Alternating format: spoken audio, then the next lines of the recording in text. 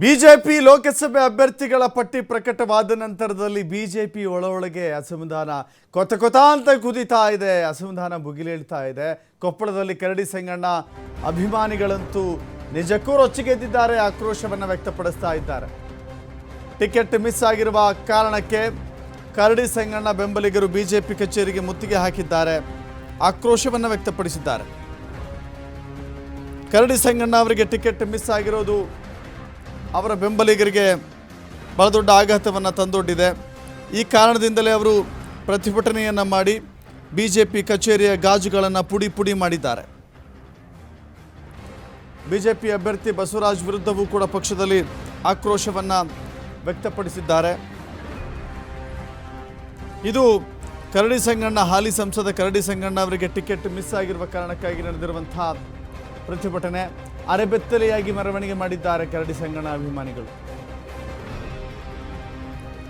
ಆಶೀರ್ವಾದ ಪಡೆಯಲು ಬಂದಿದ್ದಂತಹ ವೇಳೆಯೂ ಕೂಡ ಕಾರ್ಯಕರ್ತರು ಆಕ್ರೋಶವನ್ನು ವ್ಯಕ್ತಪಡಿಸಿದ್ದಾರೆ. ಮಾನ ಮರ್ಯಾದೆ ಇದ್ರೆ ಬರಬಾರ್ದಾಗಿತ್ತು, ಈ ಸಾರಿ ನೀವು ಸೋಲ್ತೀರಿ. ಬಿಜೆಪಿ ಅಭ್ಯರ್ಥಿ ಬಸವರಾಜ್ ವಿರುದ್ಧ ಪಕ್ಷದ ಕಚೇರಿಯಲ್ಲೂ ಕೂಡ ಆಕ್ರೋಶ ವ್ಯಕ್ತವಾಗಿದೆ. ಕಚೇರಿಯ ಗಾಜುಗಳು ನೋಡ್ತಾ ಇದ್ದೀರಿ ದೃಶ್ಯಾವಳಿಗಳಲ್ಲಿ, ಕಲ್ಲೆಸೆಯಲಾಗಿದೆ.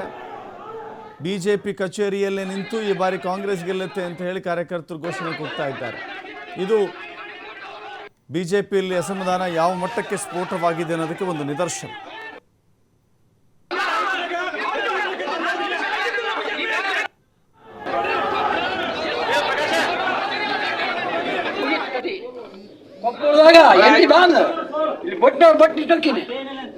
ನಾವು ಈಗ ಓದ್ತಾ ಬಂದೀವಿ ಲಾಸ್ಟ್ ಇದು ನಾವು ಸತ್ರ ಅಲ್ಲಿ ನೋಡಲ್ಲ ನಮ್ಮ ಸಾಹೇಬ್ರು ಬರ್ರಿ ಅಲ್ಲಿಂದ ಸಾಹೇಬ್ರ ಮನಿ ಮುಂದಿಂದ ಗಾಡಿ ಬಿಟ್ಟು ಬಿಡ್ತೀನಿ. ನಮ್ಗೆ ಸಾಹೇಬ್ರು ಒಬ್ಬರಿದ್ದಿ ಬಡವರು ರಾತ್ರಿ ಇದು ರೊಕ್ಕ ಅಂದ್ರೆ ₹1 ಕೊಟ್ಟು ಕಳಿಸ್ತಾರ. ಇವ್ರು ಕೊಡ್ತಾರ, ಬಟ್ಟಿ ಕೊಯ್ತಾರ, ಇಸ್ಕೊಂತಾರ. ನಾವು ಹೊಡೆದ್ರ ನಗರ ಸಭೆದಾಗ 15 ಬಂದವು, ಈ ಸಲ ಮತ್ತೆ MP 20 ಬಂದಿದ್ವು. ಚಟ ಸಿದ್ಧ, ಕಾಂಗ್ರೆಸ್ ಬರೋದು ಚಟ ಸಿದ್ಧ. ಇದು 28 ಬರಲ್ಲ, ಮುಗೀತ್ ಕತಿ. ಕೊಪ್ಪಳದಾಗ MP ಬಾಂದ್ ಇಲ್ಲಿ ಬಟ್ಟಿ ಟರ್ಕಿನಿ. ನಾವು ಈಗ ಓದ್ತಾ ಬಂದೀವಿ ಲಾಸ್ಟ್ ಇದು ನಾವು ಸತ್ರ ಅಲ್ಲಿ ನೋಡಲ್ಲ.